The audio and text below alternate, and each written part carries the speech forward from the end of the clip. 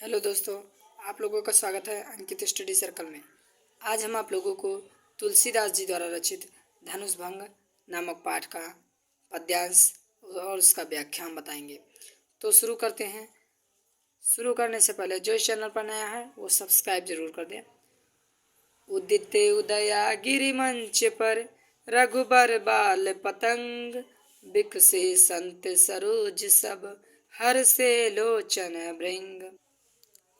इस पद्यांश में जब भगवान श्री राम जी विश्वामित्र जी से आज्ञा लेकर मंच पर खड़े होते हैं धनुष भंग करने के लिए, तो उनका मनोहारी चित्रण यहाँ पर किया गया।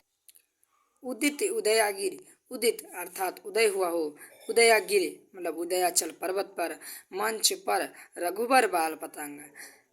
जब श्री राम जी मंच पर खड़े होते हैं तो ऐसा प्रतीत हो रहा है कि उदयाचल पर्वत पर कोई बाल रूपी सूर्य उदय हुआ हो। बिकसे संत सरोज सब, बिकसे बिकसे मतलब प्रसन्नचित, सरोज सब, सरोज का अर्थ होता है पुष्प। सभी संत मुनि जो ऋषि मुनि थे वो पुष्प के समान प्रसन्नचित हो गए। हर से लोचन भृंग, हर से यानी कि हर्षित हो गए, लोचन भृंग और जो नेत्र रूपी भौरे थे वो हर्षित हो गए। इसका हम काव्यगत सौंदर्य देखेंगे। भाषा इसमें अवधि है, गुण माधुर्य, छंद दोहा, शैली प्रबंधात्मक और चित्रात्मक, और रस यहाँ पर श्रृंगार होगा। अलंकार देखेंगे तो उदित उदयागिरि, उदित उदयागिरि यहाँ पर वर्णों की आवृत्ति बार बार हुई है, इसलिए यहाँ पर अनुप्रास अलंकार होगा। चलिए हम दूसरा पद्यांश पढ़ते हैं।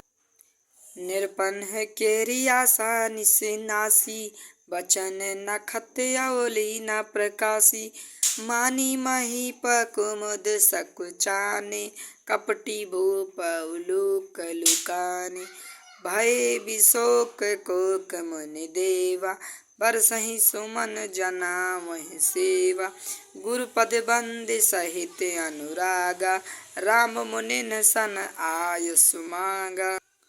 प्रसंग होगा जब श्री राम द्वारा धनुष भंग करने के लिए जब श्री राम जी गुरुओं से आज्ञा मांगते हैं तो सभा में उपस्थित राजा की मन स्थिति यानी जो उनकी दशा स्थिति है उसी का यहाँ पर वर्णन किया गया है। निरपन केरी आशा निस्नासी, निरपन अर्थात राजा, केरी जो किए हुए थे, आशा निस्नासी जो राजा आशा किए हुए बैठे थे उनकी आशा समाप्त हो चुकी थी। बचन नखत अवली न प्रकाशी, बचन नखत और जो बचन रूपी नक्षत्र तारे थे वो प्रकाश नहीं दे रहे थे। मानी महिप कुमुद सकुचाने, मानी अर्थात अभिमानी, महिप अर्थात राजा, कुमुद सकुचाने जो अभिमानी राजा थे वो कुमुद के समान संकोच करने लगे। कपटी भूप उलूक लुकाने, कपटी अर्थात छल कपट करने वाले, भूप राजा, उलूक लुकाने वो उल्लू की तरह छुपने लगे। भय विशोक कोक मुनि देवा, भय मतलब हो गए, विशोक, कोक का अर्थ होगा चकवा चौकी, जैसे रात्रि होने पर चकवा चौकी अपने बिछोह के शोक में डूब जाते हैं, उसी प्रकार सभी संत मुनि सब शोक में डूब गए। बरसहि सुमन जनाम सेवा, लेकिन श्री राम की तत्परता को देखते हुए वो जब श्री राम की तत्परता उन्होंने देखा तो उनका दुख समाप्त हो गया। गुरुपद बंदी सहित अनुरागा, गुरुपद यानी गुरु के चरणों की बंदी अर्थात वंदना, सहित के साथ, अनुरागा प्रेम के साथ, तो अर्थात कि वो अपने गुरु विश्वामित्र जी का पैरों की चरणों की वंदना प्रेम के साथ करते हैं। राम मुनि सन आयुष मांगा, और राम जी सभी मुनियों से आज्ञा मांगते हैं। अब हम यहाँ पर काव्यगत सौंदर्य देखेंगे तो इसमें भाषा अवधि, गुण माधुर्य, शैली प्रबंधात्मक और विवेचनात्मक, रस भक्ति होगा, छंद दोहा, शब्द शक्ति अभिधा और अगर अलंकार की बात करें तो निस नासी, मानी महिप, तो यहाँ पर वर्णों की आवृत्ति बार बार हुई है इसलिए यहाँ पर अनुप्रास लगी। चलिए अब हम तीसरा पद्यांश देखते हैं। सहजई चले सकल जग स्वामी, मत मंजु बर कुंजर गामी। चलत राम सब पुर नर नारी, पुलक पूरी तन भय सुखारी। बंदी पितर सुर सुकृत संभारे, जो कुछ पुण्य प्रभाव हमारे। तौ शिव धनु मृणाल की नाई, तोरहु राम गणेश गोसाई। जब प्रभु श्री राम जी जब चलते हैं तो नगर के सभी लोग नर नारी प्रसन्नचित्त हो जाते हैं और अपने पितरों और देवताओं की वंदना करने लगते हैं, अपने अच्छे कामों को याद कर रहे हैं। इसका व्याख्या होगा सहजय चले सकल जग स्वामी। सहजय अर्थात सरलता से, चले मतलब चल दिए, सकल जग स्वामी इस जग के स्वामी प्रभु श्री राम जी जब सरलता से चल दिए। मत मंजुबर कुंजरगामी, मत अर्थात मतवाला, मंजुबर कुंजरगामी जैसे कोई मतवाला हाथी चलता है। चलत राम सब पुर नर नारी, चलत मतलब चलते ही राम के सब पुर नर नारी, सब पुर अर्थात नगर होगा। राम जी के चलते ही सभी नगर के नर और नारी पुलक माने पुलक अर्थात प्रसन्नचित हो गए। पूरी तन भय सुखारी अर्थात पूरा तन रोमांच से भर गया। बंदे पितर सुर सुकृत संभारे, बंदे अर्थात वंदना करते हैं, पितर अर्थात पितरों की सुर सुकृत संभारे अपने देवताओं और पितरों की वंदना करते हैं, अपने अच्छे कामों को याद करते हैं।